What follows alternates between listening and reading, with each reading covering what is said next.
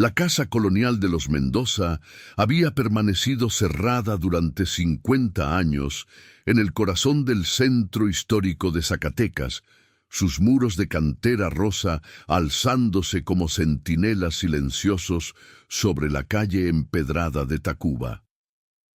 Sus ventanas tapiadas con ladrillos y su portón de madera carcomido por el tiempo contaban la historia de una época dorada que había llegado a su fin de manera abrupta y misteriosa en la primavera de 1974. Los vecinos más antiguos del barrio recordaban vagamente las noches de fiesta que iluminaban toda la manzana, cuando las familias más prominentes de la ciudad minera se reunían para celebraciones que duraban hasta el amanecer, llenando las calles circundantes con el eco de risas, música de mariachi y conversaciones animadas que se filtraban a través de los gruesos muros coloniales. Nadie imaginaba que bajo los cimientos de piedra volcánica de aquella imponente construcción del siglo XVIII se ocultaba un secreto que había permanecido enterrado durante medio siglo, esperando pacientemente a que alguien con la curiosidad y determinación suficientes lo descubriera. Un secreto que desafiaría no solo las creencias sobre la vida y la muerte, sino también los fundamentos mismos de la física y la percepción de la realidad. Carmen Vázquez, arquitecta especializada en restauración de edificios históricos, con más de 15 años de experiencia trabajando en las joyas coloniales del Bajío mexicano, recibió el encargo de transformar la propiedad en un hotel boutique de lujo. El proyecto había sido encargado por un consorcio de inversionistas de la Ciudad de México que habían adquirido la propiedad después de décadas de trámites legales complicados por la ausencia de herederos directos y las circunstancias misteriosas que habían rodeado el abandono súbito de la casa por parte de sus últimos propietarios. Al principio, todo en el proyecto parecía seguir los patrones normales de una restauración colonial. Techos altos con vigas de madera de oyamel perfectamente conservadas, patios centrales con fuentes de cantera tallada a mano, corredores con arcos de medio punto que enmarcaban vistas hacia los cerros que rodean la ciudad, y esa atmósfera única de grandeza melancólica que solo las construcciones del período virreinal podían ofrecer. Los planos originales, encontrados en el archivo municipal, mostraban una distribución típica de las casas de familias adineradas de la época. Habitaciones amplias alrededor de patios centrales, una capilla privada, caballerizas y espacios de servicio cuidadosamente integrados en el conjunto arquitectónico. Si te está gustando esta historia de misterio y suspenso ambientada en el hermoso Zacatecas, no olvides suscribirte al canal para más relatos escalofriantes de México y déjanos en los comentarios desde qué ciudad o país nos estás viendo. Nos emociona saber que nuestras historias llegan hasta ti, sin importar dónde te encuentres. Ahora continuemos descubriendo qué secretos guardaba la casa de los Mendoza bajo sus cimientos coloniales. Pero cuando los trabajadores especializados en construcción histórica comenzaron a remover cuidadosamente el piso original de barro cocido de la cocina principal para instalar las nuevas tuberías de agua y drenaje que requería la transformación hotelera, descubrieron algo que no aparecía en ninguno de los planos arquitectónicos consultados. Don Refugio Márquez, un maestro albañil de 62 años, cuyas manos curtidas habían trabajado en la restauración de media docena de casonas coloniales zacatecanas, fue el primero en notar que el sonido bajo sus pies era completamente diferente al que había escuchado en décadas de experiencia. Al golpear suavemente con su martillo de carpintero el piso de la zona norte de la cocina, el eco resonaba hueco y profundo, como si existiera un espacio vacío considerable debajo de las losas de barro. Carmen se acercó intrigada por la expresión de perplejidad en el rostro del experimentado trabajador, y después de examinar cuidadosamente el área con su nivel láser y sus instrumentos de medición arquitectónica, decidieron proceder a levantar sistemáticamente las losas de la sección sospechosa. Lo que encontraron debajo de esas pesadas losas de barro cocido, cada una de ellas de aproximadamente 60 centímetros cuadrados y cuidadosamente ajustadas entre sí durante siglos, los dejó completamente sin palabras. Una escalera de piedra volcánica tallada con precisión artesanal descendía hacia la oscuridad absoluta, perfectamente conservada después de medio siglo de estar sellada herméticamente. Los escalones, de aproximadamente 30 centímetros de ancho cada uno, mostraban un ligero desgaste en su parte central que evidenciaba uso frecuente durante algún período de la historia de la casa. El aire que emanaba del sótano recién descubierto tenía un olor peculiar y complejo, humedad antigua mezclada con algo dulzón que Carmen no pudo identificar inmediatamente, como si fuera una combinación de flores marchitas, madera envejecida y un aroma casi imperceptible que le recordaba vagamente al incienso utilizado en las iglesias coloniales. Las paredes del túnel de acceso estaban cubiertas de salitre cristalizado que brillaba débilmente bajo la luz de las linternas profesionales, pero la estructura de adobe y piedra se mantenía sorprendentemente sólida después de tanto tiempo de abandono. «Doña Carmen», murmuró don Refugio con una mezcla de asombro y aprensión en su voz ronca, «en todos mis años trabajando en casas viejas de Zacatecas, desde el Palacio de la Mala Noche hasta la Casa de Moneda, nunca había visto algo así. Es como si alguien hubiera querido borrar completamente este lugar de la existencia, sellándolo de tal manera que ni siquiera los planos oficiales de la ciudad conservaran registro de él». Carmen encendió su linterna profesional de alta potencia y comenzó el descenso lento y cuidadoso por las escaleras de piedra. Los escalones estaban ligeramente desgastados en el centro por el uso constante que habían recibido en algún momento del pasado, evidencia clara de que este espacio subterráneo había sido frecuentado regularmente por los habitantes o invitados de la casa durante algún periodo significativo de su historia. Las paredes del túnel de acceso estaban construidas con adobe de excelente calidad y decoradas con azulejos de Talavera, poblana en tonos azules y blancos, un detalle arquitectónico que indicaba inmediatamente que este no era un simple sótano de almacenamiento o una bodega común, sino un espacio diseñado específicamente para recibir visitas distinguidas y crear un ambiente de elegancia y refinamiento. Al llegar al final de la escalera, después de descender aproximadamente 4 metros bajo el nivel de la planta baja, Carmen se encontró en una habitación rectangular de dimensiones verdaderamente impresionantes, aproximadamente 8 metros de ancho por 12 metros de largo. El techo abovedado de ladrillo rojo se alzaba a más de 3 metros de altura en su punto más alto, creando un espacio de proporciones casi catedralicias que generaba una acústica peculiar y envolvente que amplificaba cada sonido de manera dramática y musical. Pero lo que realmente la impresionó, hasta el punto de quedarse sin aliento, fueron los detalles arquitectónicos y decorativos que revelaron que este sótano había sido construido y equipado como un salón social de primera clase. Candelabros de hierro forjado con patrones ornamentales típicos del siglo XVIII colgaban estratégicamente del techo abovedado.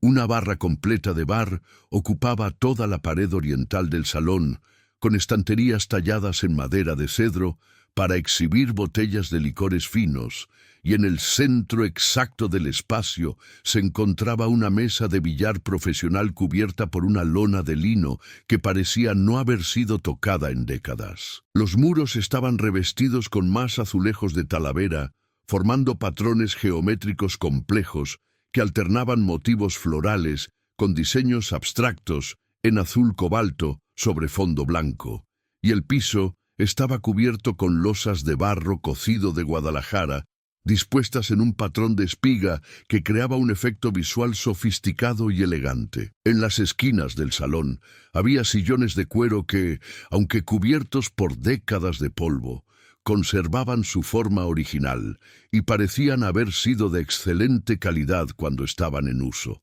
Sin embargo, lo más perturbador y desconcertante no era lo que Carmen podía ver con sus ojos, sino lo que comenzó a escuchar en cuanto se adaptó al silencio subterráneo del lugar. Un murmullo constante y apenas audible flotaba en el aire cargado de humedad, como el eco distante de conversaciones animadas, risas sofocadas y música instrumental que parecía provenir de todas partes y de ninguna parte al mismo tiempo. Carmen agudizó el oído, concentrándose intensamente en identificar la fuente de estos sonidos fantasmales, inicialmente convencida de que el ruido debía provenir de la superficie o de alguna tubería oculta en las paredes.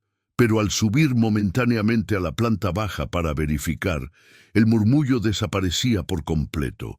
Solo en el ambiente controlado del sótano podía escuchar esas voces espectrales que parecían susurrar secretos del pasado. Durante los siguientes días, conforme avanzaba la exploración y documentación del espacio recién descubierto, Carmen regresó al sótano acompañada de diferentes miembros de su equipo de trabajo: arquitectos, ingenieros estructurales, electricistas especializados en edificios históricos y trabajadores de la construcción con décadas de experiencia en restauración colonial. Todos, sin excepción, confirmaron la misma experiencia auditiva.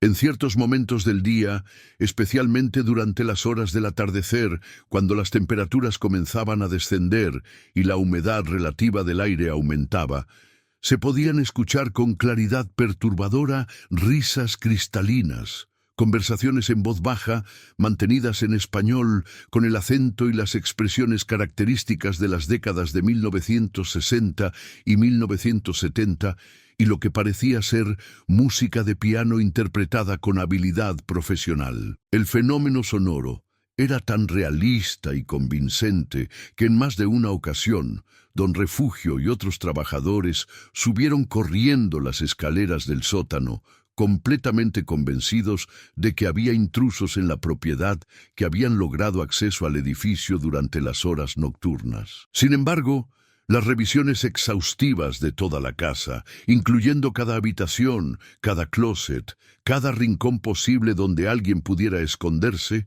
no revelaron evidencia alguna de presencia humana contemporánea.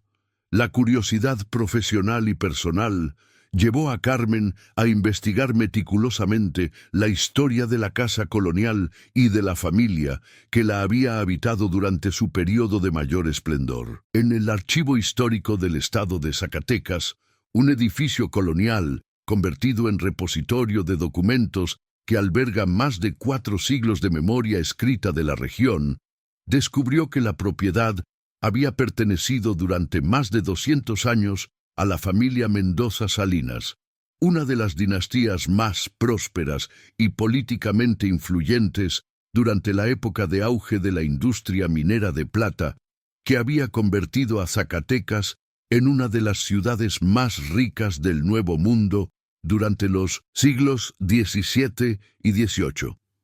Don Evaristo Mendoza y Salinas, el último patriarca de la familia que había habitado la casa hasta su abandono súbito en 1974, había sido conocido en toda la región como un anfitrión generoso y sofisticado que organizaba las fiestas sociales más exclusivas y memorables de Zacatecas durante los años 60 y principios de los 70. Según los archivos periodísticos de la época, conservados en microfilm en la Hemeroteca Estatal, las celebraciones en casa de los Mendoza eran eventos legendarios que atraían a la élite intelectual, política y económica no solo de Zacatecas, sino de todo el Bajío mexicano y ocasionalmente incluso de la capital del país. Los reportes sociales publicados en periódicos como El Sol de Zacatecas y La Voz del Mineral durante aquellos años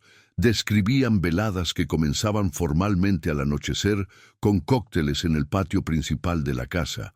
Continuaban con cenas de varios tiempos servidas en el comedor principal, con vajillas importadas de Europa y cristalería de Bohemia.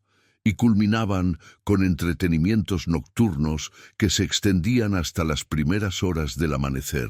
Los invitados habituales incluían políticos prominentes, empresarios mineros con concesiones en toda la región, artistas plásticos y escritores de renombre nacional, intelectuales universitarios y miembros de las familias más distinguidas de la sociedad zacatecana. Las crónicas sociales de la época mencionaban específicamente que don Evaristo había mandado construir un salón de entretenimiento subterráneo, donde los invitados más cercanos y distinguidos se reunían para lo que los periódicos describían eufemísticamente como conversaciones íntimas y entretenimientos artísticos selectos.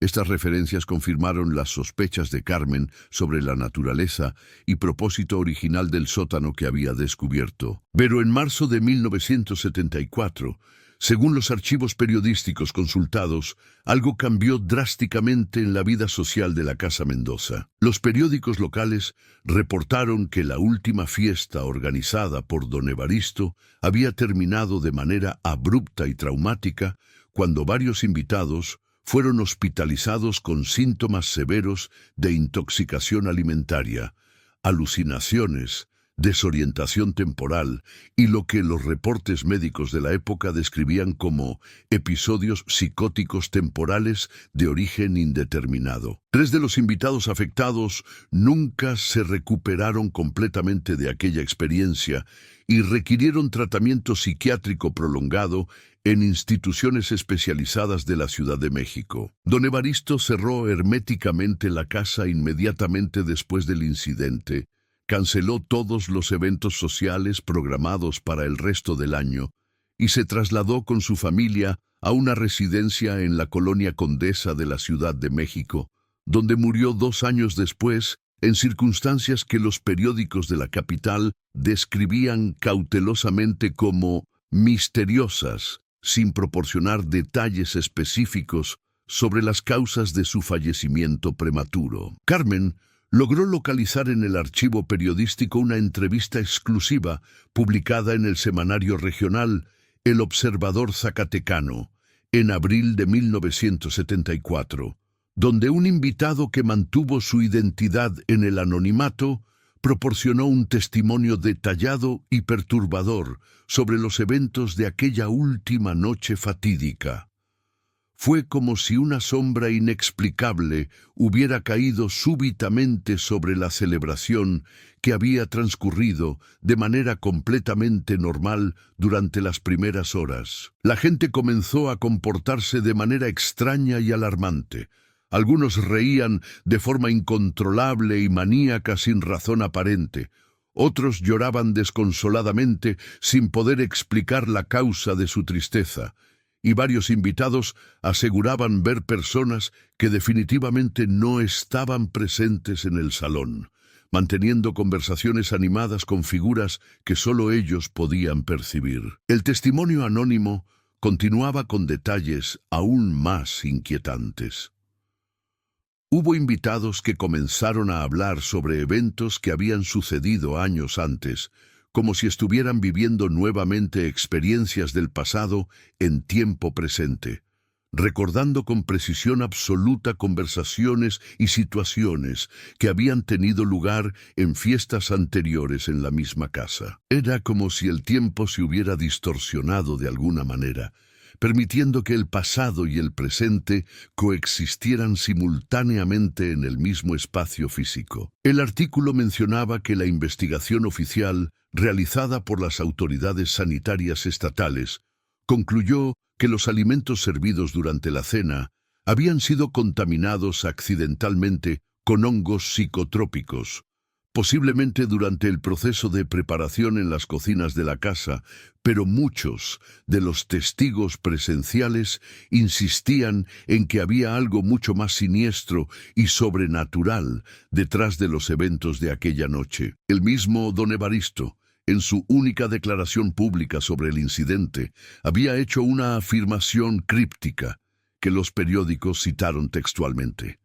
Hay lugares en este mundo que guardan memoria permanente de todo lo que sucede en ellos. Y mi casa ha guardado demasiado durante demasiado tiempo. Intrigada por esta información y determinada a entender completamente la historia del espacio que estaba restaurando, Carmen decidió contactar a algunos de los descendientes de las familias que habían sido invitados habituales a aquellas legendarias fiestas durante los años dorados de la Casa Mendoza. A través de contactos establecidos en el Club Social Zacatecas, la institución social más antigua y exclusiva de la ciudad, logró ubicar a doña Esperanza Herrera, viuda de Campos, una mujer de 85 años, cuyo difunto esposo había sido contador general de varias de las minas más importantes de la región y, por tanto, invitado frecuente a las celebraciones de don Evaristo. Doña Esperanza accedió graciosamente a encontrarse con Carmen en el histórico Café Acrópolis,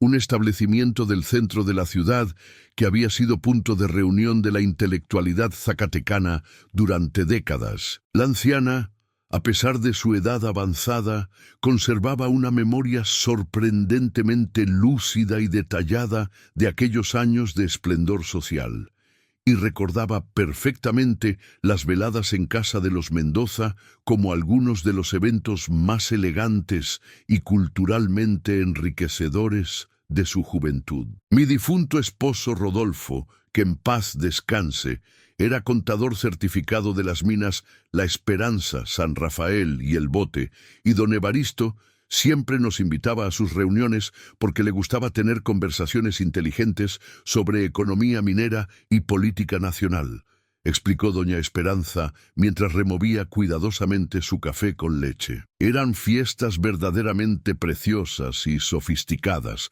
muy elegantes y refinadas, nada que ver con las celebraciones vulgares y ostentosas que organizan los nuevos ricos de ahora. Don Evaristo era un hombre de cultura excepcional. Había estudiado en París y hablaba 4 idiomas.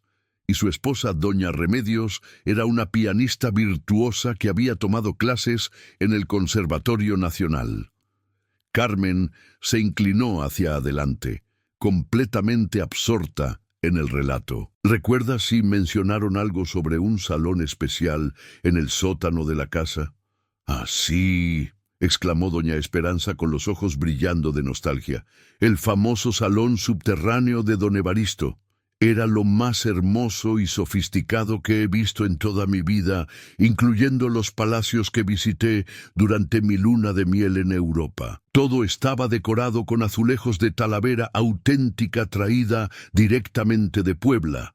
Había una barra completa surtida con los mejores licores importados de Francia y España, muebles de cuero genuino traídos de Inglaterra y un piano de cola Steinway que don Evaristo había mandado transportar desde Hamburgo, especialmente para ese salón. La anciana tomó un sorbo de su café antes de continuar, y Carmen notó que sus manos temblaban ligeramente, aunque no podía determinar si era debido a la edad o a la emoción de recordar aquellos tiempos.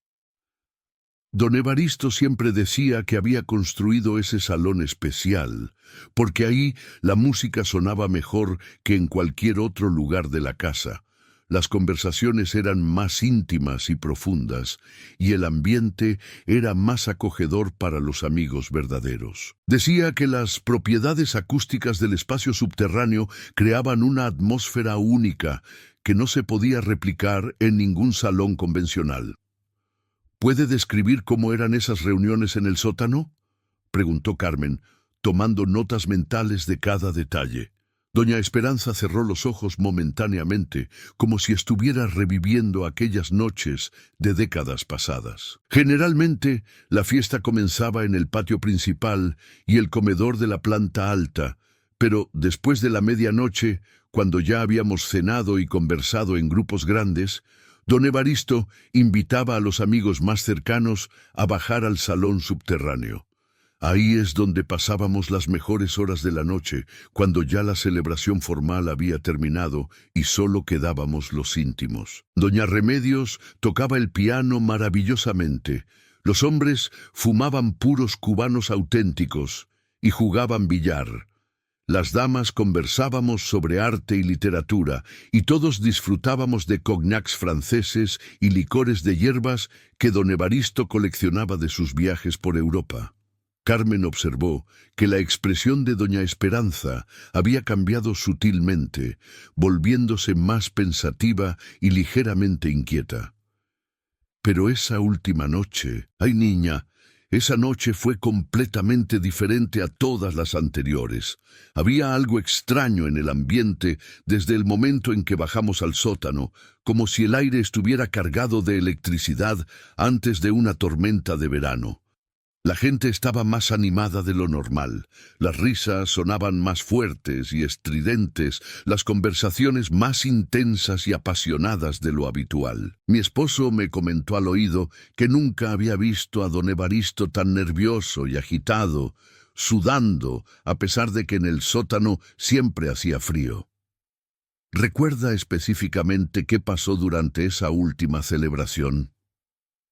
La anciana se quedó en silencio por un largo momento, mirando por la ventana del café hacia la catedral barroca que dominaba la plaza principal de Zacatecas. Cuando finalmente habló, su voz había adquirido un tono más bajo y grave. Estábamos en el sótano, como siempre, rodeados de toda la gente de costumbre.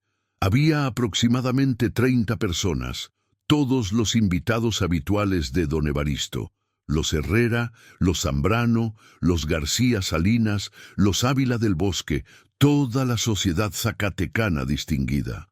De repente, don Evaristo se puso muy pálido, casi verde, y pidió insistentemente que todos subiéramos inmediatamente a la planta alta. Dijo que se sentía muy mal, que algo no estaba bien en el ambiente del sótano, que teníamos que abandonar el lugar inmediatamente. Carmen sintió un escalofrío recorrer su columna vertebral.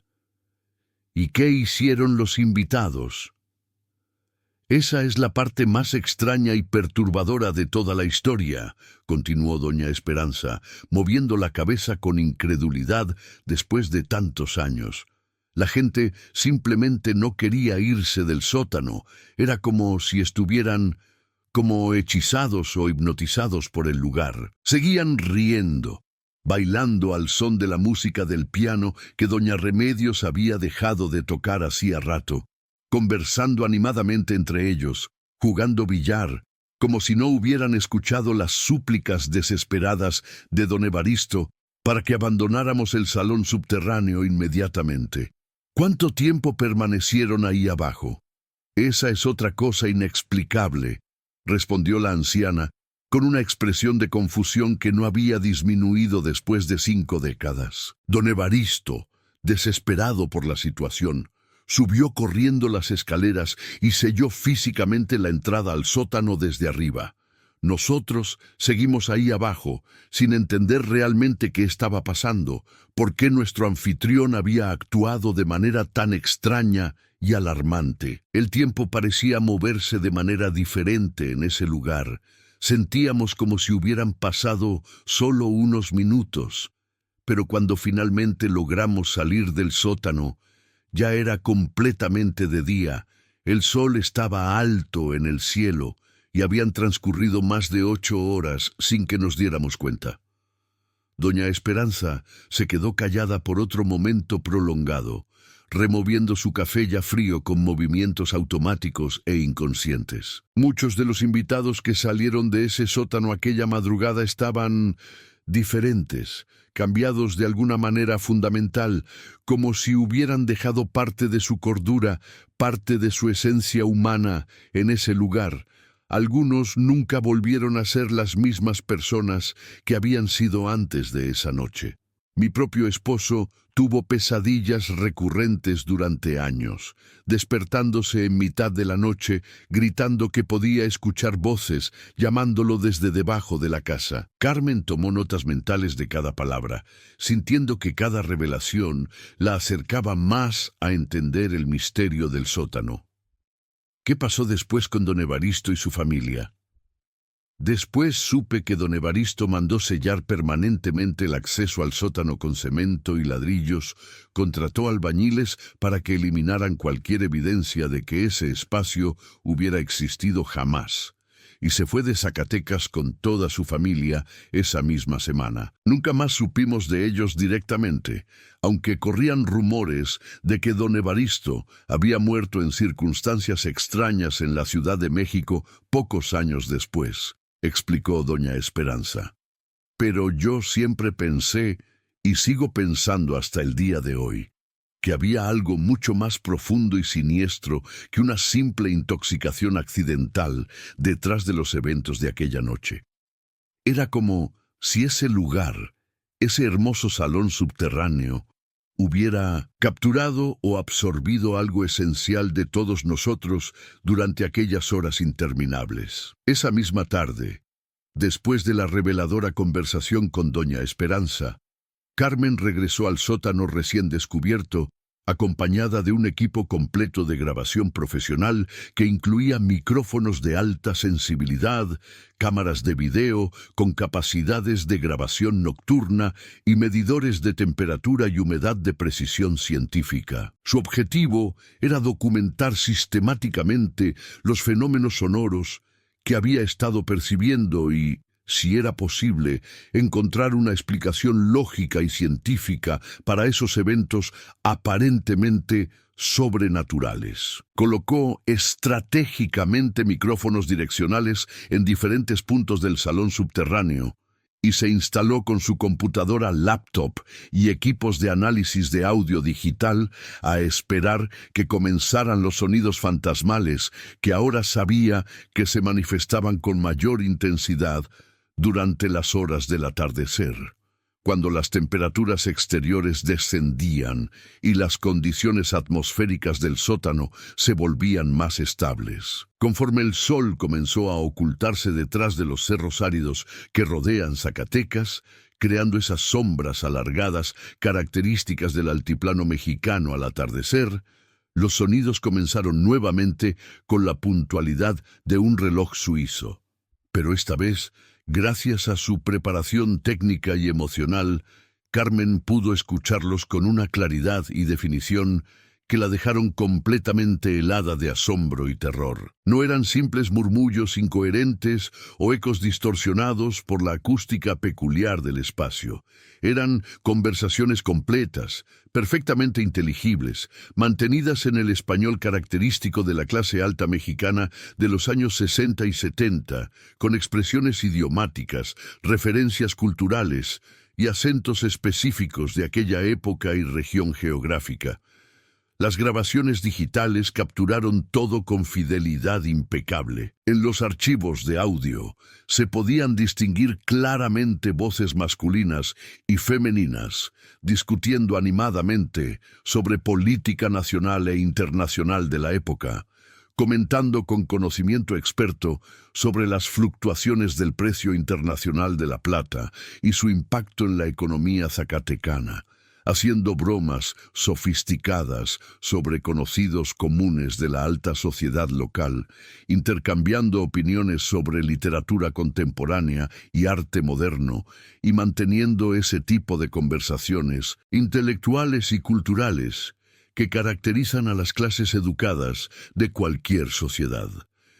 Pero lo que resultaba verdaderamente perturbador y desafiaba cualquier explicación convencional era que algunas de esas voces espectrales mencionaban eventos específicos, nombres de personas reales y situaciones concretas que, según la investigación histórica posterior de Carmen, habían ocurrido realmente durante aquellas legendarias fiestas de décadas pasadas. Una voz femenina, elegante y educada hablaba detalladamente sobre el nuevo vestido de seda natural que trajo directamente de París para la boda de los Herrera del próximo mes. Evento social que Carmen logró confirmar posteriormente en las páginas de sociales del periódico El Sol de Zacatecas, correspondientes a junio de 1973. Una voz masculina grave y autoritaria comentaba extensamente sobre los problemas laborales y de seguridad en la mina La Colorada que están afectando la producción mensual. Referencia específica que coincidía perfectamente con documentos oficiales que Carmen encontró posteriormente en el archivo de la Secretaría de Economía Estatal sobre dificultades operativas en esa mina específica durante los primeros meses de 1974. Otra conversación captada por los micrófonos involucraba a varias personas, discutiendo los méritos artísticos de una exposición de pintura contemporánea mexicana que se había presentado en el Museo Pedro Coronel durante el otoño de 1973, mencionando nombres específicos de artistas, títulos de obras particulares y críticas detalladas sobre técnicas pictóricas que demostraban conocimiento especializado en artes plásticas. Carmen se dio cuenta, con una mezcla de fascinación científica y terror genuino, de que no estaba escuchando fantasmas o apariciones en el sentido tradicional y folclórico del término. Estaba escuchando, de alguna manera inexplicable, las conversaciones exactas, palabra por palabra, que habían tenido lugar realmente en ese salón subterráneo durante aquellas celebraciones nocturnas de hace 50 años. Era como si el sótano hubiera funcionado como una gigantesca y sofisticada grabadora natural que había capturado y preservado cada palabra, cada risa, cada suspiro, cada matiz emocional de aquellas veladas sociales, manteniéndolos en un estado de reproducción perpetua bajo ciertas condiciones ambientales específicas. Pero, ¿cómo era eso científicamente posible? Carmen recordó sus clases de física acústica de la universidad y comenzó a formular hipótesis sobre el fenómeno. Ciertos espacios arquitectónicos, debido a su forma geométrica específica, los materiales de construcción utilizados y las condiciones ambientales particulares que mantienen, pueden crear fenómenos de resonancia acústica únicos y extraordinarios. Las famosas cuevas de cristal en algunos lugares del mundo, como las cavernas de cuarzo en Brasil, generaban efectos similares donde los sonidos podían permanecer atrapados y reproducirse durante períodos extensos debido a las propiedades reflectantes y amplificadoras de los minerales cristalinos presentes en sus formaciones geológicas. El sótano de los Mendoza parecía tener todas las características arquitectónicas y materiales necesarias para crear un fenómeno de resonancia acústica excepcional. Muros gruesos de adobe que actuaban como aislante acústico perfecto del exterior. Techo abovedado de ladrillo cocido que creaba múltiples superficies curvas de reflexión sonora, dimensiones geométricas que correspondían a proporciones matemáticas específicas conocidas por generar amplificación acústica, y una humedad constante que había preservado las propiedades físicas y químicas de los materiales de construcción durante décadas sin alteración significativa. Además, el espacio había permanecido herméticamente sellado desde 1974, creando una cámara de resonancia perfecta, aislada de interferencias sonoras exteriores y manteniendo condiciones ambientales controladas que podrían haber permitido la preservación de ondas sonoras en formas que la ciencia convencional aún no comprendía completamente. Sin embargo, esta explicación puramente física no lograba dar cuenta de por qué los sonidos se activaban específicamente durante las horas del atardecer, siguiendo un patrón temporal tan preciso y predecible, ni por qué parecían responder a la presencia humana de maneras que sugerían algún tipo de interacción inteligente entre las grabaciones del pasado y los visitantes contemporáneos del espacio. Determinada a entender completamente el fenómeno antes de tomar cualquier decisión sobre el futuro de la restauración,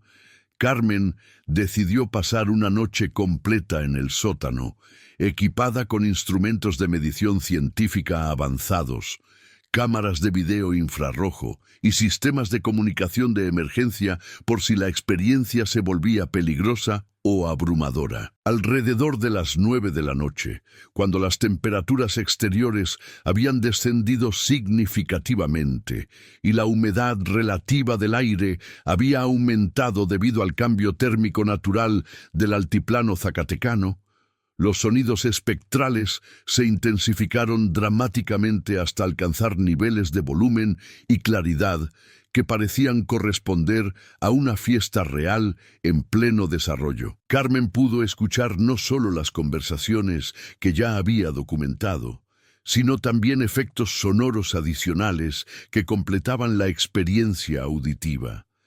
El tintineo cristalino de copas de cristal chocando en brindis, pasos elegantes sobre el piso de barro cocido, el crujido característico de la madera del piano cuando alguien se apoyaba sobre él, el sonido de licores siendo servidos en vasos de cristal, e incluso el murmullo de faldas de seda rozando contra las sillas de cuero y los muros de azulejo. Era como si una fiesta invisible de la década de 1970 estuviera desarrollándose exactamente en el mismo espacio físico donde ella se encontraba, con todos los invitados fantasmales ocupando las mismas posiciones que habían ocupado durante sus celebraciones originales, manteniendo las mismas conversaciones, realizando las mismas actividades sociales, reviviendo eternamente aquellas noches de esplendor que habían definido la época dorada de la alta sociedad zacatecana. Pero lo que realmente inquietó a Carmen, hasta el punto de cuestionar su propia cordura, fue cuando las voces espectrales comenzaron a incluir su nombre en sus conversaciones. Carmen debería conocer la verdad completa sobre lo que realmente sucedió aquella última noche, decía una voz masculina distinguida que parecía provenir del área donde se encontraba la barra de licores, hablando con el acento y las inflexiones características de la clase alta mexicana de mediados del siglo XX. «Es peligroso que siga investigando tan profundamente», respondía una voz femenina, cultiva y refinada, desde la zona cercana al piano de cola. «Hay secretos que es mejor dejar enterrados para siempre, cosas que no deberían salir nunca a la luz».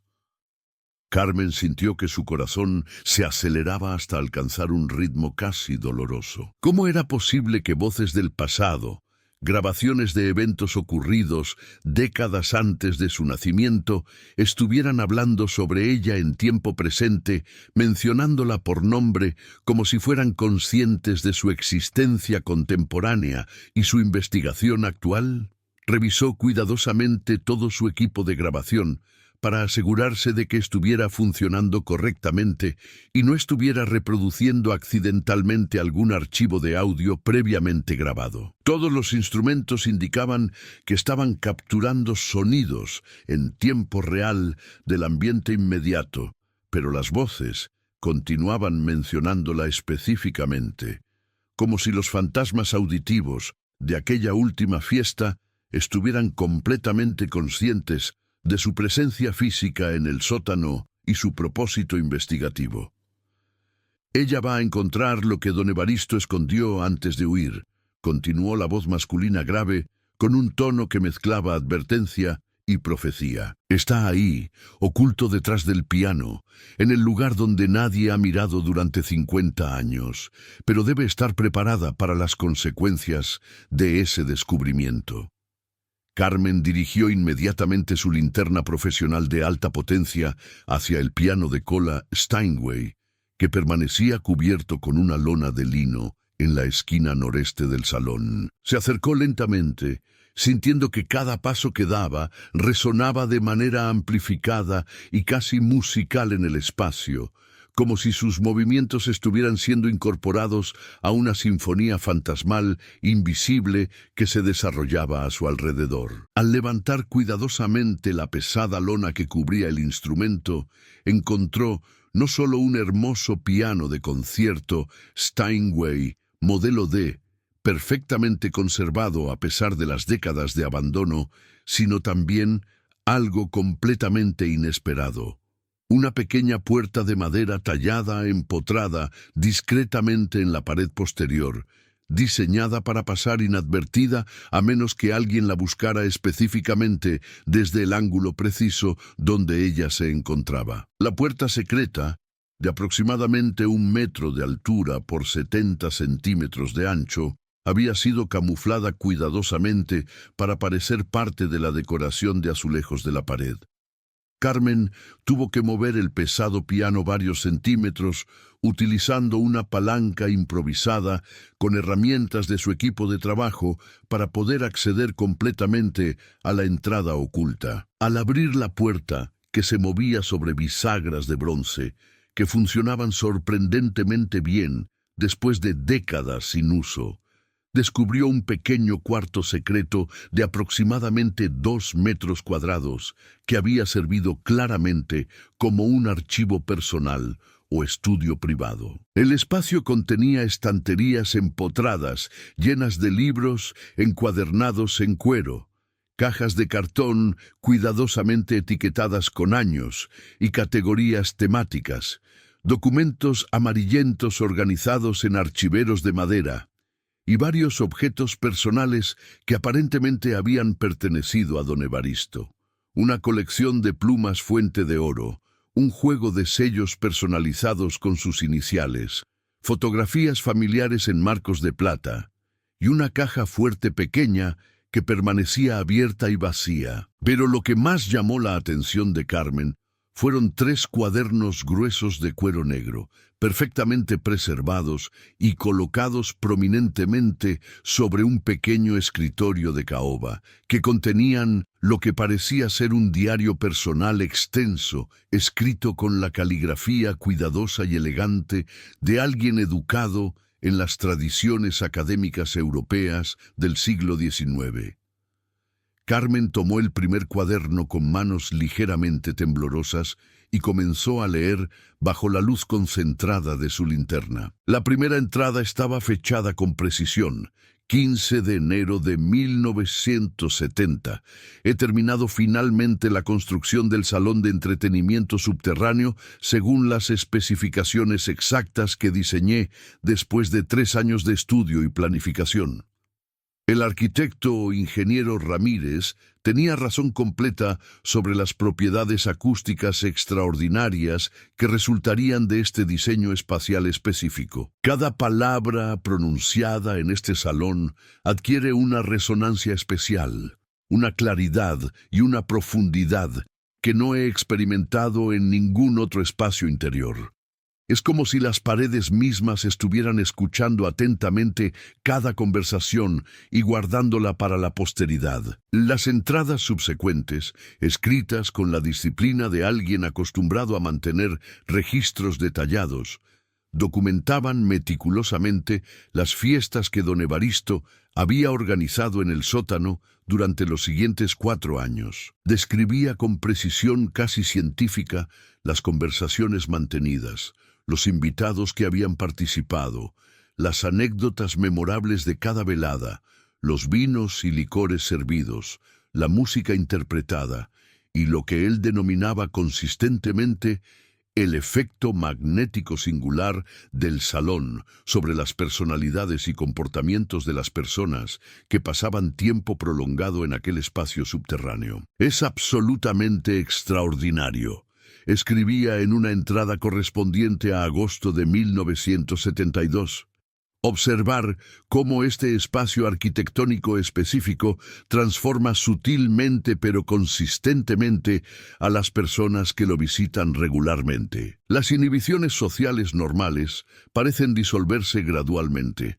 Los secretos más profundos salen naturalmente a la luz en conversaciones espontáneas. Las barreras artificiales entre las clases sociales se desvanecen y las conversaciones alcanzan niveles de profundidad filosófica y emocional que raramente experimento en los salones convencionales de la superficie. Es como si el salón subterráneo ejerciera algún tipo de influencia psicológica beneficiosa que extrae y amplifica la esencia más auténtica de cada invitado. Pero conforme Carmen avanzaba cronológicamente en la lectura de los diarios, el tono optimista y celebratorio de las entradas iniciales comenzó a cambiar gradualmente hacia observaciones más preocupadas y analíticas. Don Evaristo empezó a notar y documentar comportamientos que describía como anómalos o preocupantes en sus invitados más frecuentes, especialmente en aquellos que habían desarrollado lo que él llamaba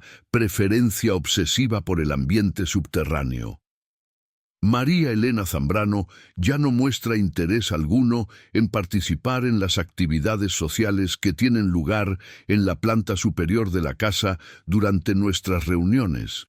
Escribía en octubre de 1973. Insiste en permanecer exclusivamente en el salón subterráneo durante toda la duración de cada fiesta, afirmando que solo se siente verdaderamente ella misma, auténtica y completa, cuando está en ese espacio específico. Comportamientos similares he comenzado a observar en Roberto Herrera, los señores García Salinas y prácticamente toda la familia Ávila del Bosque. Es como si el salón los estuviera consumiendo gradualmente, absorbiendo su capacidad de disfrutar cualquier otro ambiente social. Una entrada particularmente perturbadora, fechada en diciembre de 1973, documentaba observaciones aún más alarmantes. He comenzado a notar cambios significativos en mi propia personalidad y patrones de comportamiento desde que inauguré el salón subterráneo. Paso periodos cada vez más prolongados en ese espacio, incluso cuando no hay invitados presentes. Simplemente sentado en uno de los sillones de cuero, disfrutando de la acústica excepcional y la atmósfera única del lugar.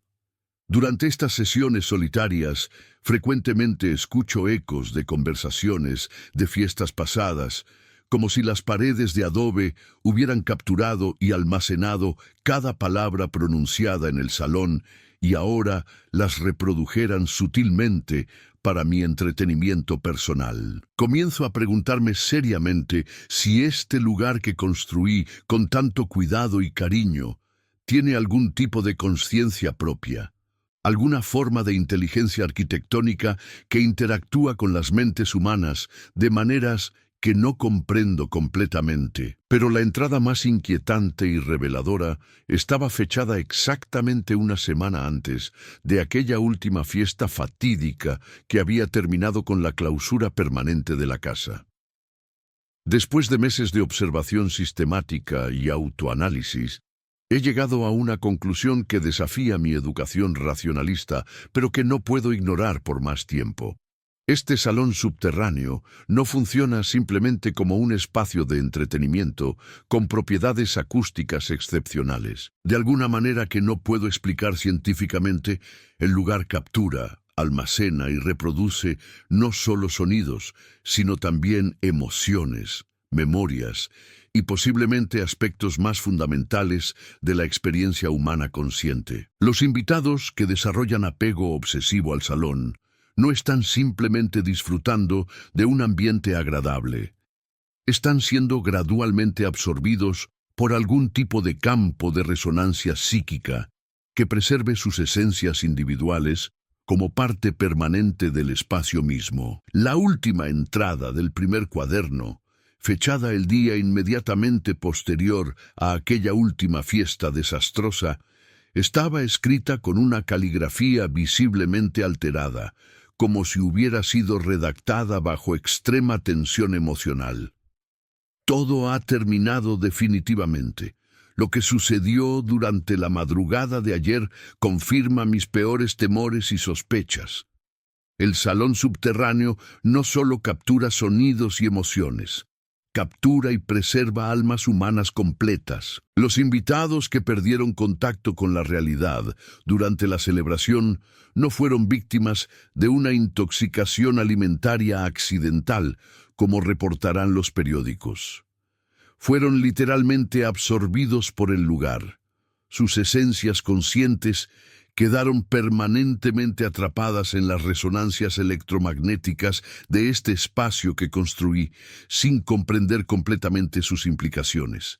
Debo sellar este lugar inmediatamente, antes de que consuma a más personas. Debo huir de Zacatecas, antes de que me consuma a mí también, porque siento su atracción volviéndose irresistible cada día que pasa. Carmen cerró el primer cuaderno sintiendo que sus manos temblaban incontrolablemente. Las voces espectrales a su alrededor habían aumentado considerablemente de volumen durante su lectura, como si estuvieran respondiendo emocionalmente a su descubrimiento de los secretos de don Evaristo. Ahora podía escuchar claramente docenas de conversaciones superpuestas, risas que se mezclaban con sollozos inexplicables, música de piano que se distorsionaba gradualmente en acordes disonantes y perturbadores, y lo que parecían ser súplicas desesperadas en voces que reconocía por las descripciones de doña Esperanza como pertenecientes a los invitados regulares de aquellas fiestas legendarias. De repente, Carmen se dio cuenta de algo verdaderamente aterrador que la hizo cuestionar su capacidad de juicio. Según su reloj de pulsera, había estado en el sótano durante más de 6 horas continuas, pero subjetivamente se sentía como si hubieran transcurrido solo unos minutos desde su llegada. El tiempo parecía moverse de manera completamente diferente en aquel lugar, dilatándose y contrayéndose de formas que desafiaban su percepción normal de la duración y la secuencia temporal. Más alarmante aún era el hecho de que, a pesar del contenido perturbador de los diarios y la intensidad creciente de los fenómenos sobrenaturales a su alrededor, no sentía deseos genuinos de abandonar el sótano. Al contrario, experimentaba una sensación de bienestar, familiaridad y pertenencia que la hacía querer permanecer indefinidamente en aquel espacio, explorando más secretos, leyendo más entradas de los diarios, participando de alguna manera en las conversaciones fantasmales que se desarrollaban a su alrededor. Carmen reconoció inmediatamente que estaba experimentando exactamente el mismo fenómeno de atracción irresistible que don Evaristo había descrito en sus diarios y que habían vivido los invitados de aquellas fiestas finales. Una fascinación hipnótica hacia un lugar que de alguna manera inexplicable se alimentaba de la energía psíquica y emocional humana, ofreciendo a cambio experiencias de conexión social y estimulación intelectual que no podían encontrarse en ningún otro ambiente. Con un esfuerzo de voluntad que requirió toda su fuerza mental y emocional, Carmen guardó cuidadosamente los 3 cuadernos en su mochila de trabajo y se dirigió determinadamente hacia las escaleras de piedra que conducían a la superficie. Cada paso hacia la planta baja requería una concentración y determinación inmensas, como si estuviera luchando contra una corriente invisible pero poderosa que la jalaba constantemente de regreso hacia el centro del salón subterráneo, hacia el piano, hacia las conversaciones fantasmales, hacia una forma de existencia que prometía satisfacción social y intelectual perpetua a cambio de su libertad individual. Al llegar finalmente a la cocina de la planta baja y respirar el aire fresco de la madrugada zacatecana que se filtraba por las ventanas abiertas, Carmen se desplomó físicamente sobre una silla de trabajo y experimentó una sensación de liberación y claridad mental que le confirmó que había estado a punto de convertirse en una víctima más del fenómeno sobrenatural del sótano, en una más de las voces atrapadas para siempre en aquella resonancia psíquica que preservaba eternamente los ecos de celebraciones pasadas. Durante los siguientes días, mientras procesaba emocionalmente la experiencia y analizaba el contenido de los diarios de don Evaristo, Carmen investigó extensamente sobre fenómenos de resonancia acústica, propiedades electromagnéticas de materiales de construcción históricos y teorías científicas contemporáneas sobre la interacción entre campos magnéticos y actividad neurológica humana. Descubrió que algunos físicos experimentales habían teorizado sobre la posibilidad de que ciertos espacios arquitectónicos, bajo condiciones ambientales muy específicas, pudieran funcionar como sistemas de almacenamiento de información cuántica, capaces de capturar, preservar y reproducir no solo ondas sonoras, sino también patrones electromagnéticos asociados con la actividad cerebral y los estados emocionales humanos. La combinación específica del adobe zacatecano, con su alto contenido de arcilla ferruginosa y minerales metálicos extraídos de suelos volcánicos.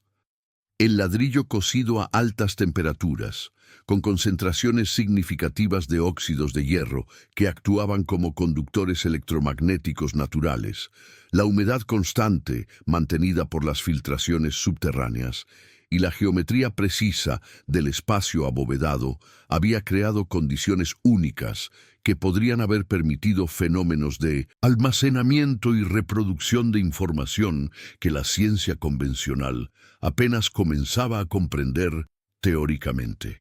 Sin embargo, Carmen sospechaba que había elementos del fenómeno del sótano de los Mendoza que trascendían cualquier explicación puramente física o tecnológica. Los aspectos interactivos y aparentemente conscientes de las voces espectrales, su capacidad de responder a visitantes contemporáneos y de incorporar información sobre el presente en sus conversaciones del pasado, sugerían la presencia de algún tipo de inteligencia o conciencia que no podía explicarse completamente mediante teorías sobre resonancia electromagnética o almacenamiento cuántico de información. Decidida a abordar el fenómeno desde una perspectiva científica rigurosa, antes de tomar cualquier decisión final sobre el futuro de la propiedad, Carmen contactó al Instituto de Investigaciones en Física Aplicada de la Universidad Autónoma de Zacatecas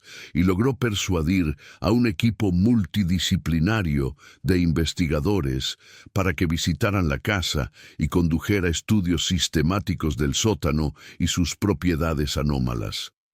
El equipo científico, dirigido por el doctor Miguel Hernández Salinas, especialista en acústica arquitectónica con doctorado en el Instituto Tecnológico de Massachusetts, y la doctora Patricia Ruiz Moreno, experta en electromagnetismo aplicado formada en la Universidad Nacional Autónoma de México, llegó a la propiedad con equipos de medición avanzados que incluían analizadores espectrales de audio, magnetómetros de precisión, sensores de temperatura y humedad calibrados, y sistemas de grabación digital de múltiples canales. Los investigadores confirmaron inmediatamente que el sótano presentaba anomalías electromagnéticas significativas y patrones de resonancia acústica que no podían explicarse completamente con las teorías físicas convencionales. El doctor Hernández quedó particularmente fascinado por las propiedades del espacio.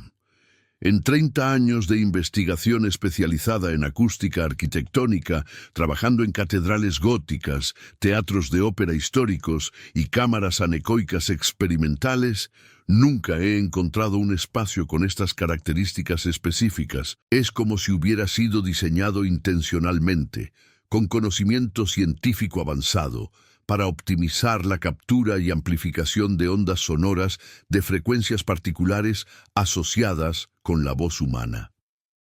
La doctora Ruiz añadió observaciones igualmente intrigantes.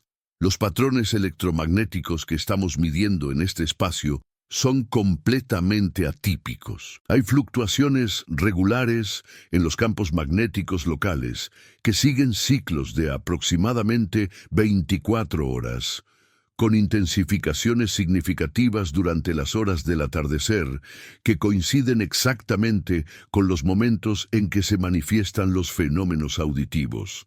Además, estos campos parecen interactuar de maneras detectables con equipos electrónicos y posiblemente con la actividad neurológica humana de formas que apenas estamos comenzando a comprender. Los estudios científicos confirmaron lo que Carmen había intuido durante su investigación personal. El sótano de los Mendoza era un fenómeno arquitectónico y físico genuinamente único, un espacio donde las leyes normales de la acústica y el electromagnetismo se comportaban de maneras excepcionales, que creaban condiciones propicias para la manifestación de fenómenos que podrían interpretarse como sobrenaturales, pero que tenían bases científicas identificables, aunque no completamente comprendidas. Sin embargo, los instrumentos científicos no podían explicar los aspectos más perturbadores del fenómeno. ¿Por qué las voces espectrales parecían tener conocimiento del presente y podían interactuar conversacionalmente con visitantes contemporáneos? ¿Por qué se activaban en respuesta a la presencia humana específica? ¿Y por qué ejercían efectos psicológicos tan poderosos sobre las personas que pasaban tiempo prolongado en el espacio? Después de una semana de estudios intensivos, el doctor Hernández presentó sus conclusiones preliminares. Desde el punto de vista de la física cuántica aplicada, es teóricamente posible que este espacio funcione como una forma de memoria arquitectónica, capaz de almacenar información compleja en los campos electromagnéticos generados por la interacción entre los materiales de construcción, las condiciones ambientales y la actividad humana. Lo que no podemos explicar completamente son los mecanismos mediante los cuales esta información almacenada se reproduce de manera aparentemente inteligente y selectiva. Carmen tomó la decisión de intentar una última investigación del sótano, esta vez acompañada por todo el equipo científico y con el objetivo específico de intentar comunicación directa con las manifestaciones auditivas para determinar si realmente poseían algún tipo de conciencia interactiva o si se trataba simplemente de reproducciones sofisticadas de grabaciones del pasado. Esa tarde, mientras los investigadores configuraban sus equipos de monitoreo más avanzados, las voces espectrales comenzaron a manifestarse con la puntualidad habitual. Pero esta vez, Carmen estaba preparada psicológicamente y decidió intentar un experimento de comunicación directa. ¿Pueden escucharnos?, preguntó en voz alta y clara, dirigiéndose hacia el centro del salón donde las voces parecían concentrarse con mayor intensidad. La respuesta fue inmediata y electrizante. «Por supuesto que podemos escucharlos», replicó una voz masculina distinguida que parecía provenir del área cercana a la barra de licores. «Hemos estado esperando durante 50 años que alguien con la inteligencia y determinación suficientes nos encontrara y tratara de entender nuestra situación». El doctor Hernández y la doctora Ruiz intercambiaron miradas de asombro mientras sus instrumentos registraban fluctuaciones electromagnéticas significativas que coincidían exactamente con las manifestaciones vocales. «¿Quiénes son ustedes exactamente?», continuó Carmen, manteniendo un tono respetuoso pero firme. «Somos los invitados de las últimas fiestas de don Evaristo», explicó una voz femenina cultivada que parecía emanar del área del piano. «Nuestras esencias conscientes quedaron incorporadas permanentemente a las resonancias electromagnéticas de este espacio durante aquella última celebración. No estamos muertos en el sentido convencional, pero tampoco estamos completamente vivos. Existimos como patrones de información preservados en los campos cuánticos del salón. Carmen sintió un escalofrío de comprensión mezclado con terror. ¿Por qué no pueden marcharse de este lugar?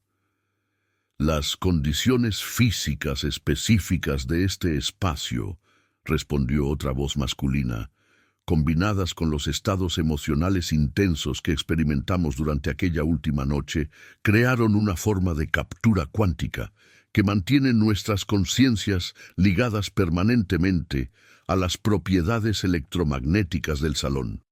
Don Evaristo lo comprendió parcialmente, por eso selló el acceso y huyó. Tenía miedo de lo que podría suceder si permanecía aquí, y también era absorbido por el fenómeno. La doctora Ruiz se acercó a Carmen con sus instrumentos de medición. Los patrones electromagnéticos que estamos registrando durante estas conversaciones son extraordinariamente complejos, le susurró. Es como si hubiera múltiples fuentes de información cuántica operando simultáneamente en el espacio, cada una con patrones únicos que podrían corresponder a conciencias individuales distintas. ¿Existe alguna manera de liberarlos de esta situación?, preguntó Carmen, dirigiéndose nuevamente a las voces espectrales. Don Evaristo desarrolló un procedimiento teórico, respondió la voz femenina del piano. Está documentado en el último cuaderno de sus diarios, el que aún no has leído completamente. Basó sus investigaciones en conocimientos sobre física cuántica avanzada y tradiciones ceremoniales prehispánicas relacionadas con la liberación de conciencias atrapadas entre dimensiones. Carmen revisó su mochila y localizó el tercer cuaderno de cuero negro, que efectivamente había revisado solo superficialmente durante su primera exploración del archivo secreto. En las páginas finales del diario, don Evaristo había documentado meticulosamente lo que él denominaba protocolo de liberación de conciencias cuánticas atrapadas, un procedimiento complejo que combinaba técnicas de manipulación de frecuencias sonoras, alteración de campos electromagnéticos mediante la colocación estratégica de materiales conductivos, y la recitación de secuencias verbales específicas derivadas de textos ceremoniales aztecas y otomíes relacionados con rituales de tránsito entre mundos. El protocolo requería tocar una secuencia musical precisa en el piano del sótano. Las partituras estaban copiadas en el cuaderno con notación musical detallada. Encender velas de cera de abeja en posiciones geométricas específicas alrededor del salón para crear patrones de calor que alterarían las corrientes de convección y, por tanto, los campos electromagnéticos locales, y recitar una serie de invocaciones en náhuatl clásico que don Evaristo había encontrado en códices prehispánicos del CINTOS, Museo Nacional de Antropología, relacionados con ceremonias de liberación espiritual. Carmen mostró las páginas del procedimiento al doctor Hernández, quien las estudió con fascinación científica creciente. Desde el punto de vista de la física aplicada, comentó después de varios minutos de análisis, este protocolo tiene fundamentos teóricos sólidos. Las frecuencias musicales especificadas corresponden exactamente a las resonancias acústicas principales que hemos medido en este espacio. La colocación de las fuentes de calor creará alteraciones predecibles en los patrones electromagnéticos, y las vibraciones producidas por las vocalizaciones rituales podrían efectivamente desestabilizar los campos cuánticos que mantienen la información almacenada en el espacio. La doctora Ruiz añadió: no perdemos nada intentándolo. En el peor de los casos no sucederá nada. En el mejor, podríamos presenciar un fenómeno de liberación cuántica que revolucionará nuestra comprensión de la relación entre conciencia, información y campos electromagnéticos. Carmen tomó una decisión que cambiaría no solo el destino de las conciencias atrapadas en el sótano, sino también su propia comprensión de la naturaleza de la realidad, la muerte y las posibilidades de existencia humana. Si realmente existía la posibilidad de liberar a aquellas almas que habían permanecido prisioneras durante 50 años en una forma de existencia que no era ni vida ni muerte verdadera, tenía la obligación moral y ética de intentar el procedimiento independientemente de los riesgos personales que pudiera implicar. Además, sabía intuitivamente que mientras el sótano mantuviera sus propiedades de captura cuántica, continuaría siendo peligroso para cualquier persona que pasara tiempo prolongado en él.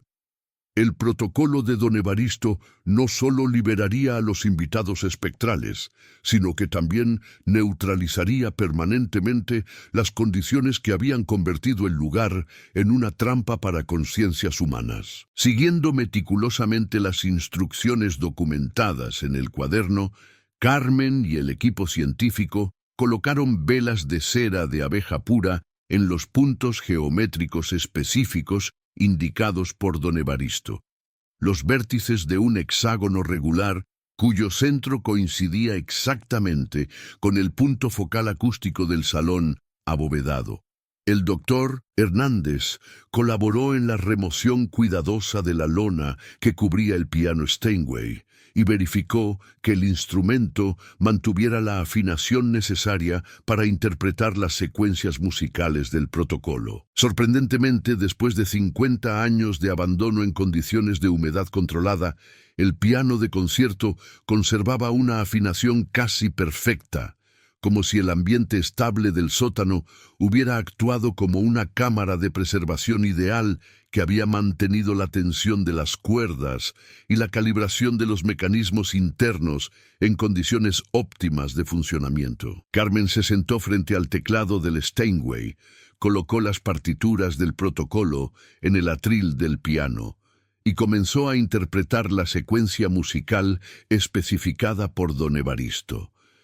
Los acordes resonaron en el espacio subterráneo con una claridad y profundidad sobrenaturales, creando armonías complejas que parecían multiplicarse y transformarse conforme las ondas sonoras rebotaban en las superficies curvas del techo abovedado y las paredes de azulejo. Mientras tocaba, Carmen recitó las invocaciones en náhuatl clásico que Don Evaristo había transcrito de los códices prehispánicos. Mictlán Quimati, Teotl Quimati y Juan Axcán Quijualteca, Innepantla Altepeme, Yequisa Inteyolia, Yequisa Intonali, Yeonhuetzi Inilhuicatl.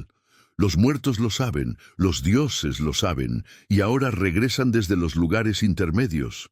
Ya sale el alma, ya sale el espíritu vital, ya ha descendido el cielo. El efecto del protocolo fue inmediato, dramático y completamente transformador. Las voces espectrales que habían murmurado constantemente durante semanas se intensificaron hasta convertirse en un coro audible y coordinado de docenas de personas expresando simultáneamente gratitud, alivio y lo que sonaba claramente como despedidas emotivas dirigidas tanto a Carmen como al lugar que había sido su prisión involuntaria durante medio siglo. La temperatura del sótano comenzó a fluctuar de manera notable y rápida, alternando entre descensos súbitos y aumentos significativos que creaban corrientes de aire perceptibles a pesar de que el espacio estaba completamente cerrado. Las llamas de las velas de cera se agitaron violentamente sin que hubiera fuentes aparentes de movimiento atmosférico, creando patrones de luz y sombra que danzaban sobre las paredes de azulejo de maneras que parecían seguir ritmos musicales específicos. Los instrumentos científicos del doctor Hernández y la doctora Ruiz registraron fluctuaciones electromagnéticas erráticas e intensas que superaban todos los parámetros que habían medido durante la semana anterior.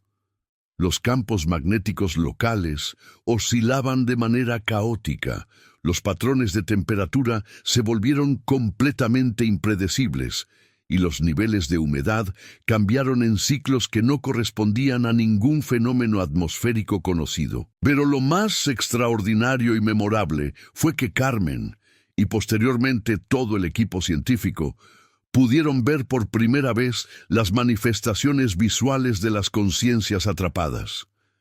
Figuras translúcidas y luminiscentes comenzaron a materializarse gradualmente en diferentes áreas del salón, moviéndose con elegancia y propósito por el espacio, como si estuvieran participando en una celebración social real. Eran los invitados de aquellas legendarias fiestas de los años 70, conservando exactamente las apariencias físicas que habían tenido durante sus vidas corporales.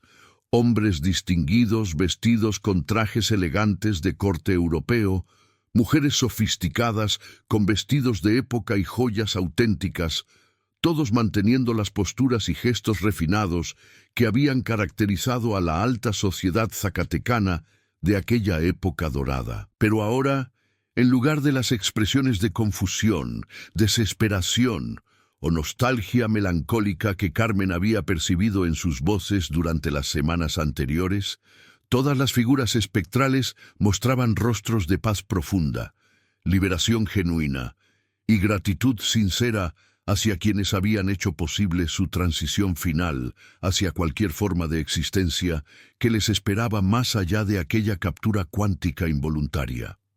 Una por una, las figuras translúcidas se acercaron a Carmen, al doctor Hernández y a la doctora Ruiz para expresar agradecimiento personal antes de comenzar a desvanecerse gradualmente en emanaciones de luz dorada y plateada que se elevaban hacia el techo abovedado y desaparecían a través de la piedra y el ladrillo, como si los materiales físicos no constituyeran obstáculos para su forma de energía liberada. El proceso completo de liberación duró aproximadamente 2 horas, durante las cuales Carmen mantuvo continuamente la interpretación musical y las recitaciones ceremoniales según las especificaciones precisas del protocolo de don Evaristo. Cuando la última figura espectral se desvaneció en luz y el último eco de las voces fantasmales se extinguió en el aire del sótano, el espacio quedó en un silencio absoluto y profundo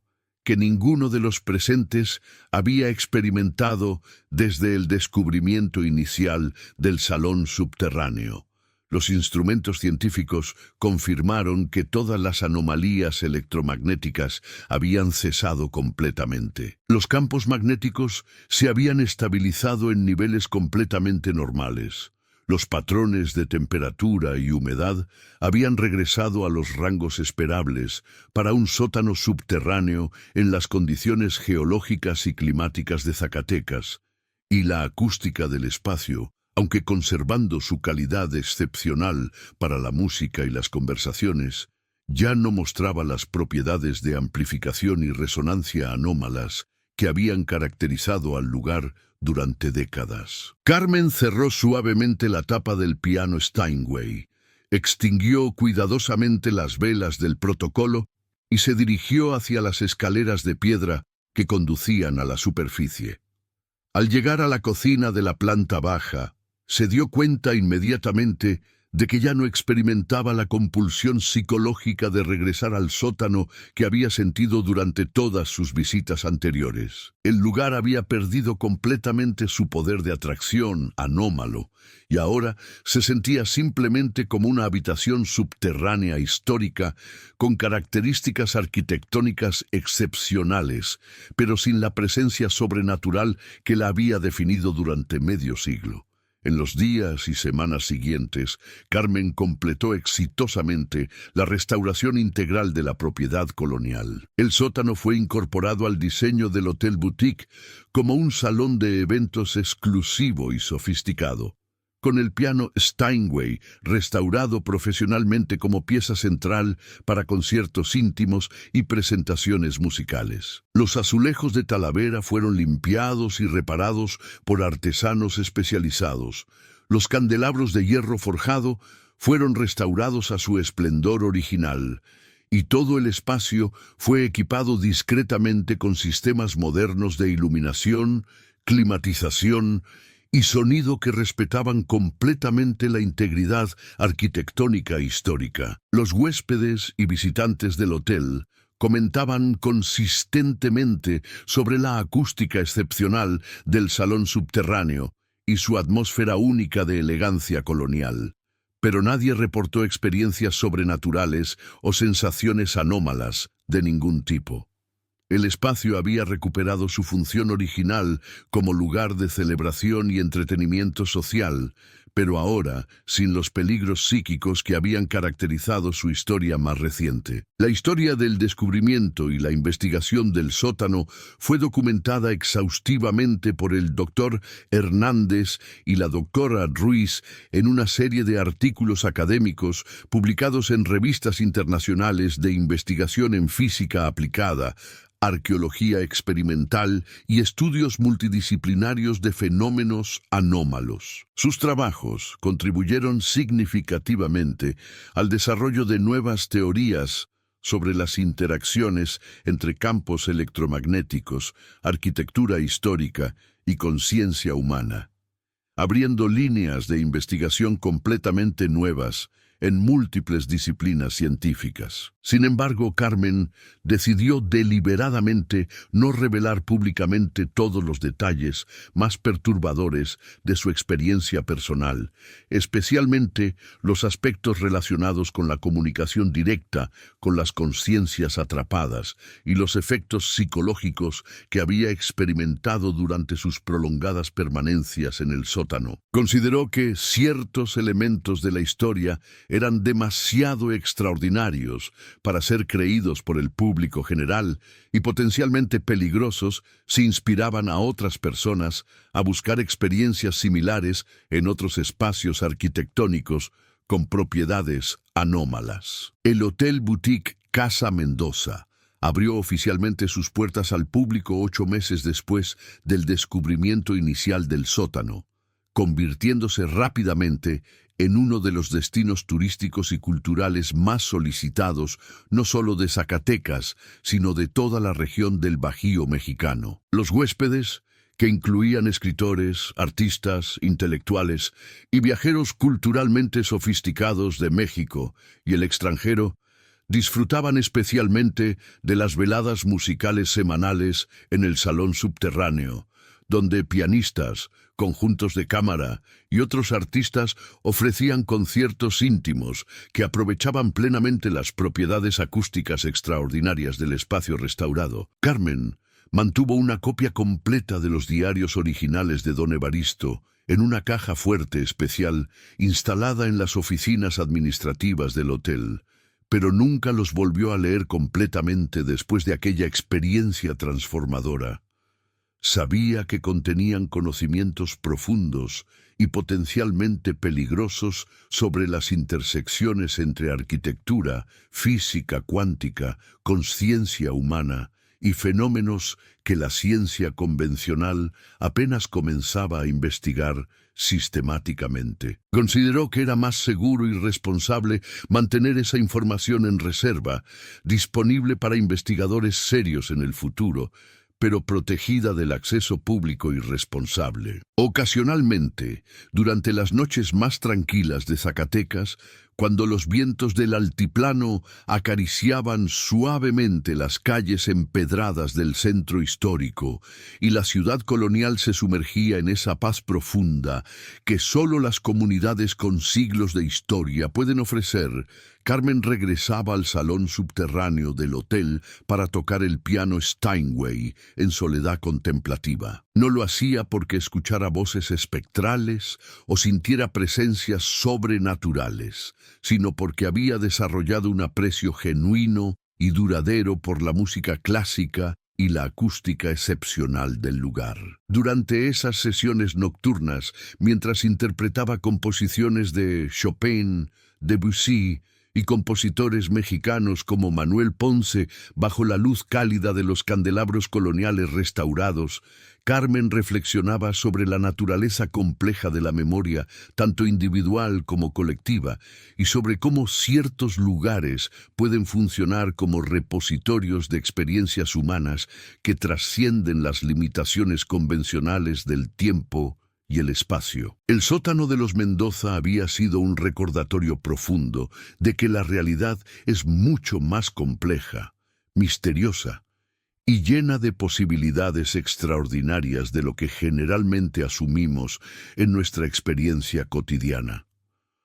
La frontera entre lo físico y lo metafísico, entre lo científico y lo espiritual, entre lo explicable y lo misterioso, resultaba ser mucho más porosa y fluida de lo que las categorías académicas convencionales sugieren. Los años pasaron tranquilamente, y la historia del sótano encantado se integró gradualmente en el folclore local de Zacatecas, como una leyenda contemporánea que los guías turísticos contaban a los visitantes con diferentes grados de credibilidad y dramatización. Algunos turistas la creían completamente y venían al hotel esperando experiencias sobrenaturales. Otros la consideraban simplemente una estrategia de marketing inteligente para diferenciarse en la industria turística competitiva. Pero todos coincidían en que Casa Mendoza ofrecía una experiencia de hospitalidad única, que combinaba historia auténtica, misterio intrigante, arquitectura colonial excepcional y servicio contemporáneo de primera clase. Carmen nunca se arrepintió de haber tomado la decisión de liberar a las conciencias atrapadas de los invitados fantasmales de don Evaristo. Sabía intuitivamente que había hecho lo éticamente correcto, no solo por ellos y su liberación de una forma de existencia que no era ni vida plena ni muerte verdadera, sino también por todas las personas que en el futuro visitarían y utilizarían aquel espacio arquitectónico extraordinario. El sótano ahora era nuevamente un lugar de celebración, arte, música y conexión humana auténtica, tal como había sido concebido y construido originalmente por don Evaristo, pero sin los peligros psíquicos y sobrenaturales que lo habían convertido en una trampa para almas durante medio siglo de abandono y secreto. Una década completa después del descubrimiento inicial, en una tarde dorada de octubre, cuando las hojas de los árboles que bordeaban las calles coloniales comenzaban a cambiar hacia los colores otoñales característicos del altiplano mexicano, Carmen recibió una carta que la hizo sonreír con una mezcla de nostalgia, satisfacción y asombro continuo ante los misterios que había tenido el privilegio de experimentar y resolver. La carta había llegado sin remitente identificable, pero estaba escrita con la misma caligrafía elegante y cuidadosa que Carmen reconocía inmediatamente como perteneciente a don Evaristo Mendoza y Salinas. El papel era de alta calidad, ligeramente amarillento como si hubiera sido preservado durante décadas, y la tinta tenía esa calidad particular de las plumas fuente de oro utilizadas por las generaciones educadas del siglo XX. «Estimada y querida Carmen», decía la misiva, «desde el lugar de paz y comprensión donde me encuentro ahora, en compañía de todos los amigos que compartieron conmigo aquellas veladas memorables en mi casa de Zacatecas, quiero expresarte nuestra gratitud más profunda y sincera por haber tenido el valor, la inteligencia y la compasión necesarias para completar el trabajo de liberación que yo, por cobardía y confusión, no tuve la fortaleza de terminar durante mi vida corporal». La carta continuaba. «Los invitados que quedaron atrapados en las resonancias cuánticas de mi salón subterráneo están ahora en paz completa, libres para continuar sus jornadas espirituales hacia los destinos que les corresponden según las leyes universales que gobiernan la existencia consciente.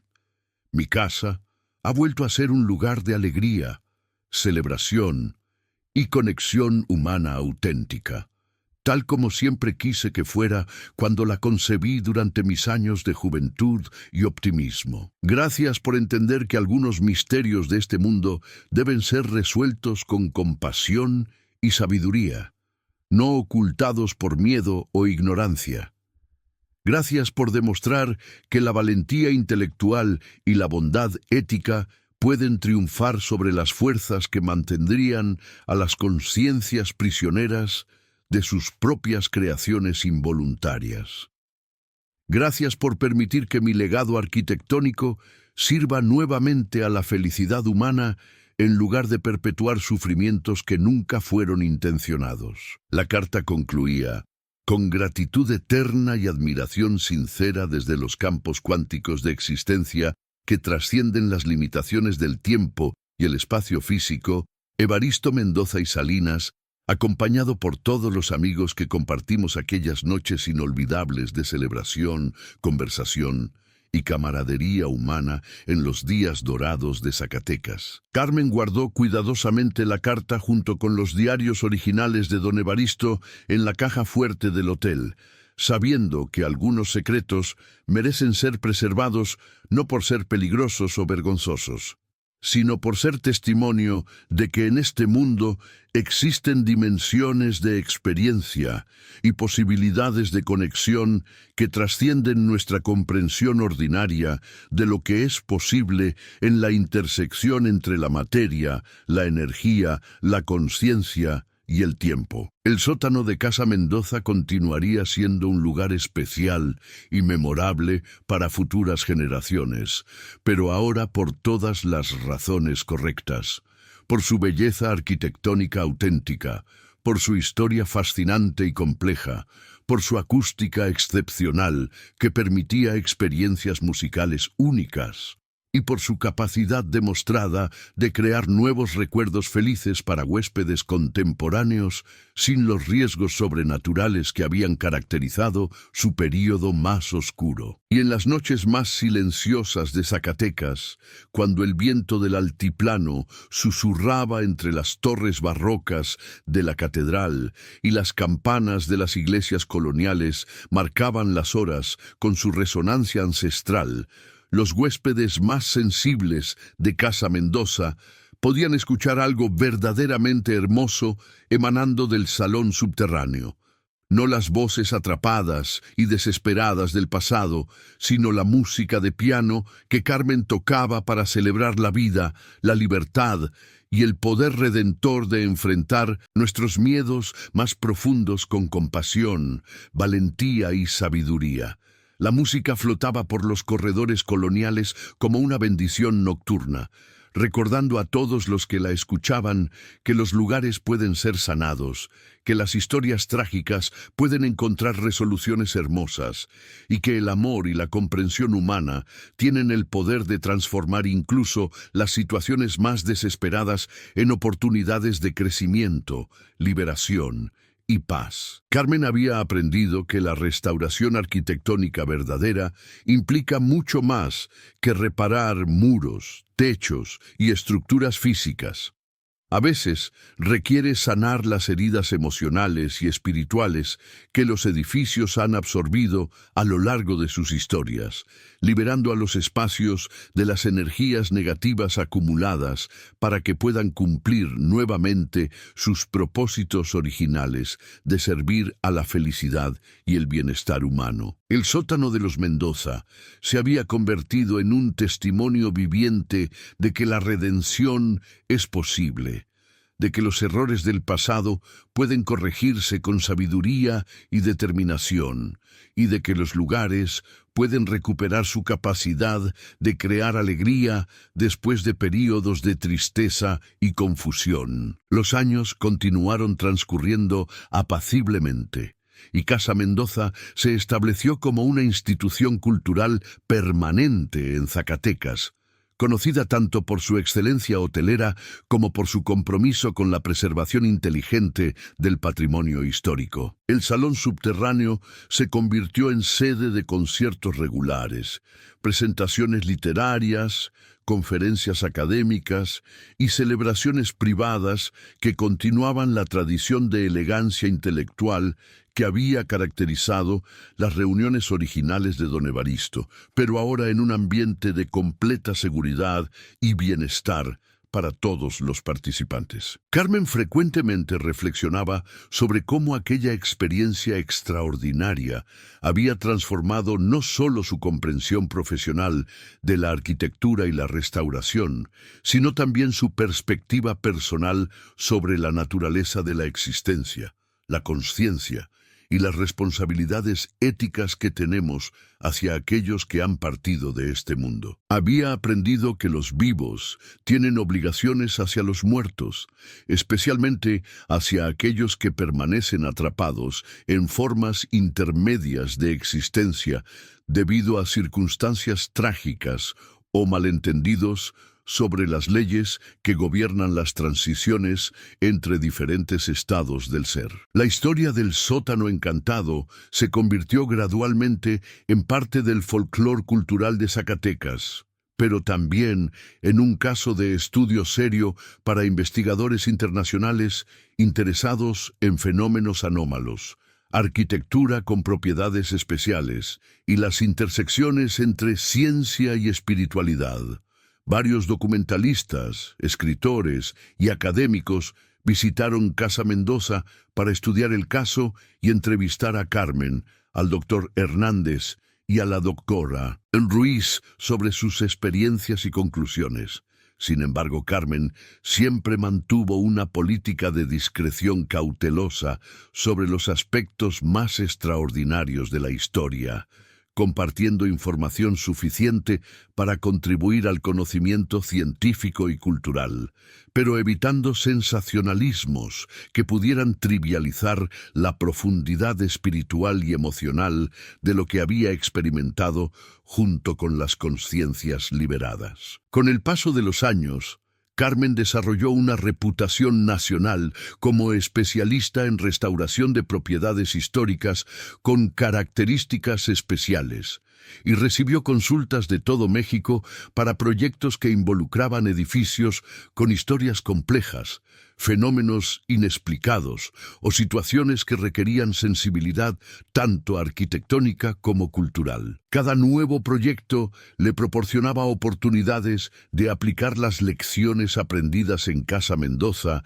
sobre la importancia de abordar la restauración histórica desde perspectivas integrales que consideran no solo las necesidades físicas de los edificios, sino también sus dimensiones emocionales, culturales y espirituales. En su oficina del hotel, Carmen mantenía una fotografía enmarcada del salón subterráneo, tomada durante una de las presentaciones musicales nocturnas. El piano Steinway, iluminado suavemente por los candelabros coloniales, con las paredes de azulejo reflejando la luz cálida, y una audiencia pequeña pero sofisticada disfrutando de un concierto íntimo en el espacio que había sido transformado de prisión espiritual en santuario cultural. La fotografía le recordaba constantemente que su trabajo como arquitecta restauradora trasciende las consideraciones técnicas y estéticas. Su verdadera vocación consistía en devolver a los espacios históricos su capacidad de servir a la vida humana en sus expresiones más nobles: el arte, la cultura, la celebración, la contemplación y la conexión auténtica entre personas que comparten intereses e ideales elevados. Cuando Carmen se retiró oficialmente de la práctica arquitectónica activa, a los 70 años de edad, decidió donar Casa Mendoza a una fundación cultural sin fines de lucro que garantizaría su preservación permanente como espacio dedicado a las artes, la música, la literatura y la investigación cultural. El hotel continuaría operando bajo administración profesional, pero con la misión específica de mantener vivos los valores de elegancia intelectual, sofisticación cultural y hospitalidad genuina que habían caracterizado las mejores tradiciones de la sociedad zacatecana. En la ceremonia de donación, celebrada precisamente en el salón subterráneo con la participación de autoridades culturales, académicos distinguidos, artistas reconocidos y miembros de las familias históricas de Zacatecas, Carmen ofreció un discurso que resumía las lecciones más importantes de su experiencia extraordinaria. Los edificios históricos son mucho más que estructuras de piedra, ladrillo y madera. Son depositarios de memoria colectiva, testimonios de las aspiraciones y logros de generaciones pasadas, y espacios con el potencial de continuar inspirando y sirviendo a las generaciones futuras. Nuestra responsabilidad como custodios temporales de este patrimonio es asegurar que estos lugares puedan seguir cumpliendo sus propósitos más nobles: crear belleza, fomentar cultura, facilitar conexiones humanas auténticas y proporcionar espacios donde el espíritu humano pueda expresarse en sus formas más elevadas. La historia de este salón nos enseña que los lugares pueden sanar, que los errores del pasado pueden corregirse con sabiduría y compasión, y que nuestras acciones en el presente tienen el poder de transformar herencias problemáticas en legados de esperanza y belleza. Casa Mendoza continuará siendo un testimonio de que la redención es posible, de que la cultura puede triunfar sobre la tragedia, y de que el amor por la belleza y el conocimiento pueden crear espacios de paz y celebración que trascienden las limitaciones del tiempo. El discurso concluyó con una interpretación musical que Carmen ofreció personalmente en el piano Steinway, una composición original que había creado durante sus años de reflexión sobre la experiencia del sótano, inspirada en los temas de liberación, transformación y esperanza que habían definido toda la historia extraordinaria. La música resonó en el espacio abovedado con la claridad cristalina que caracterizaba la acústica excepcional del salón, pero ahora cada nota llevaba consigo solo energías positivas: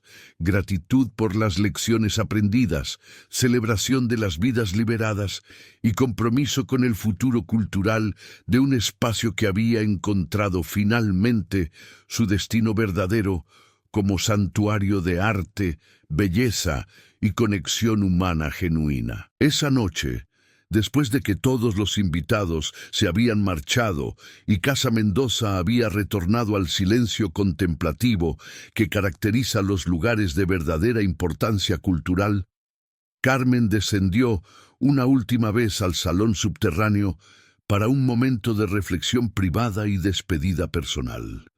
Se sentó en uno de los sillones de cuero restaurados, rodeada por la belleza serena del espacio que había sido transformado de lugar de misterio y peligro en santuario de arte y cultura. Las paredes de azulejo brillaban suavemente bajo la luz de los candelabros.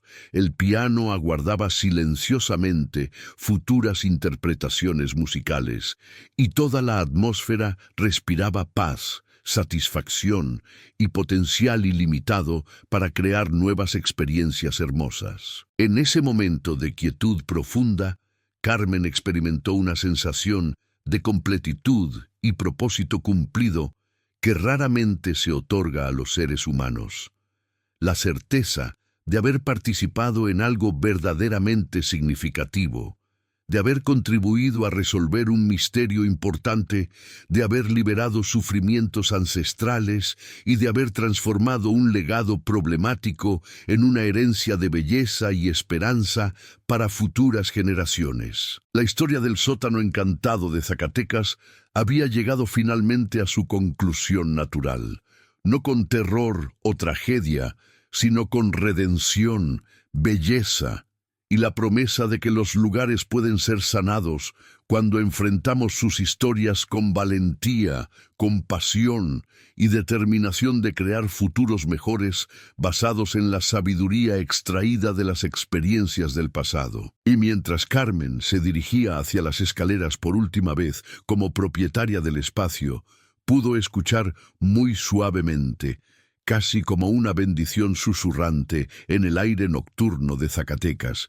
lo que parecían ser voces distantes expresando gratitud eterna.